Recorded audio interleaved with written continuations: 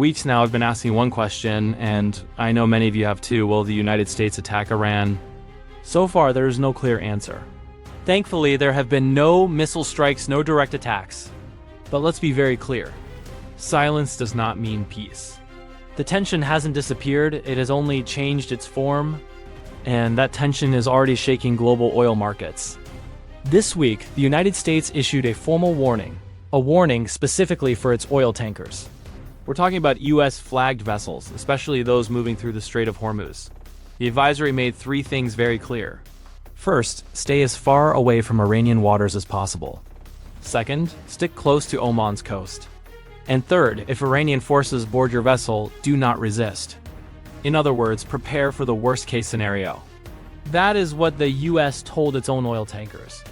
The reaction was immediate. Oil prices went up. Not because an attack happened, but because of the fear that one might. The Strait of Hormuz may look small on a map, but it is one of the most important waterways on Earth. On one side sits Iran, on the other Oman, and nearly 20% of the world's oil passes through this narrow stretch. It is the world's most critical oil choke point. Any disruption here sends oil prices soaring and affects economies across the globe. Now, look at the broader backdrop. The United States is expanding its military presence in West Asia. It has deployed an aircraft carrier strike group, the USS Abraham Lincoln, currently positioned in the Arabian Sea. This is one of the largest warships in the world. Alongside it, US fighter jets are stationed across the region, and close to 40,000 American troops are already present in West Asia. In simple terms, Washington is preparing for a possible conflict. At the same time, Iran has been conducting naval drills in and around the Strait of Hormuz. But while military signals are being sent, diplomatic messages are also moving quietly.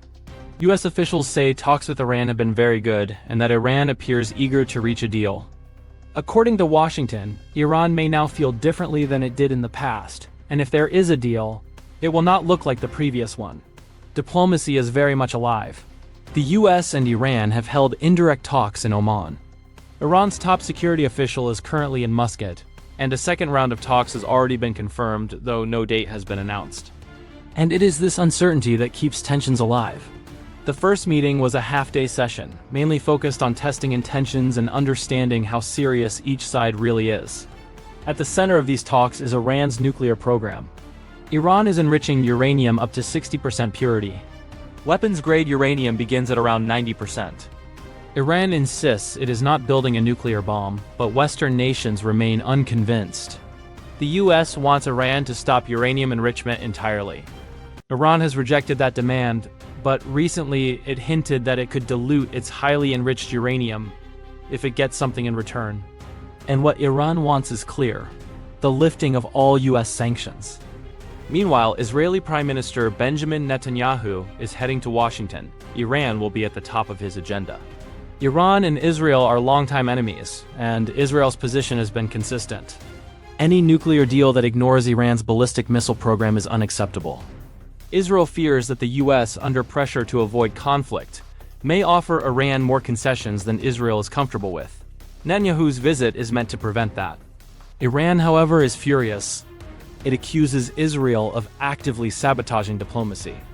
Iranian officials say the nuclear issue has been turned into an artificial crisis by Israel, claiming that for decades Israel has promoted what Iran calls an imaginary fear of a non-existent Iranian nuclear bomb. So where does this leave us? For now, there are no immediate attacks. And that's for 2 main reasons. First, deterrence is working. Both sides understand that escalation would be devastating. Second, regional players want calm. Oman, Qatar, Saudi Arabia, none of them want another war in the region. The result is a dangerous limbo. This is not war, but it is not peace either.